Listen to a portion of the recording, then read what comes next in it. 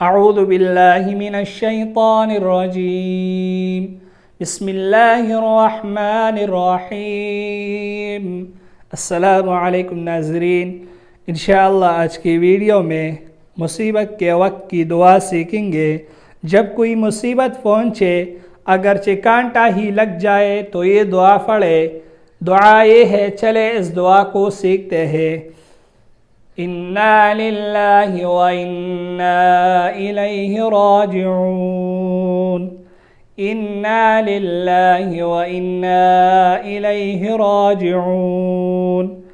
دوسری دعا، اللہم اجرنی فی مصیبتی واخلف لی خیرا منها۔ اللہم اجرنی فی مصیبتی واخلف لی خیرا منها۔ ترجمہ، بے شک ہم اللہ ہی کے لیے ہے اور ہم اللہ ہی کی طرف لوٹنے والے ہیں۔